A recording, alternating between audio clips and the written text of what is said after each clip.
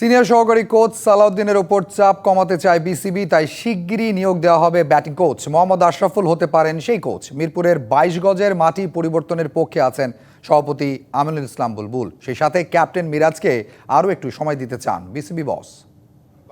যেহেতু এটা একটা স্পেশালিস্ট জিনিস, আমি এর বেশি মন্তব্য করতে পারবো না।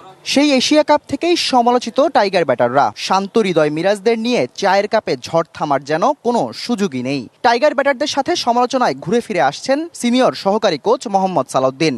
তিনিই যে দেখভাল করছেন টাইগার ব্যাটিং ডিপার্টমেন্ট, তার ওপর থেকে এবার চাপ কমাতে চায় বিসিবি। 3 ফরম্যাটের ব্যাটিংয়ের ধরন 3 রকম, তাতে একজন ব্যাটিং কোচ নিয়োগ দিলে তো সালাউদ্দিনের সুবিধাই হয়। সেই কোচ আশরাফুলও হতে পারেন।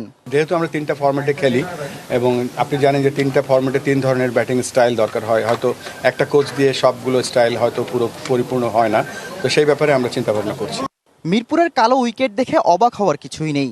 এমন উইকেটে খেলে সিরিজ জেতা তো যায়, কিন্তু ব্যাটারদের উপর পড়ে বাজে প্রভাব। বিসিবি বস বুলবুল বলছেন, মিরপুরের 22 গজের মাটি পরিবর্তনের সময় চলে এসেছে। মিরপুরের উইকেট একটা খুবই একটা কমপ্লিকেটেড জিনিস, তবে যেহেতু এই মাটিটা দেখতে পাচ্ছি যে it's not behaving that well.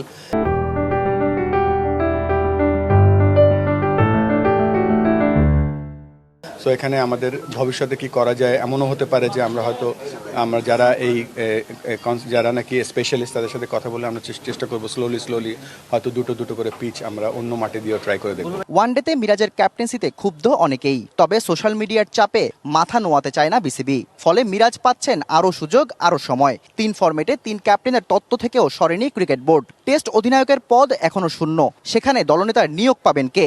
একেবারে নতুন ক্যাপ্টেন, আমরা সবাই জানি মিরাজ একজন ক্যাপ্টেন্স ম্যাটেরিয়াল, সো ওকে একটু সময় দিতে হবে এবং খেলায় তো জয় পরাজয় থাকবেই, বাট এটাও ঠিক যে একটা ক্যাপ্টেনের ম্যাচুরিটি দেখা যায়, বোঝা যায়, তার মধ্যে সেই পোটেনশিয়ালটা। এত অভিজ্ঞ হওয়ার পরে মিরাজ শান্তরা এখনো স্নায়ু চাপে ভোগে, তাই ব্যাটিং কোচের পরপরই মনোবিদ যোগ হচ্ছেন কোচিং স্টাফে। আমরা এমন একটা মনোবিদ নিয়ে চেষ্টা করবো সে যেন আমাদের দেশীয় মনোবিদ ওখানে কিছু তৈরি করতে পারে। Shahriar Hossain, DBC news, Dhaka.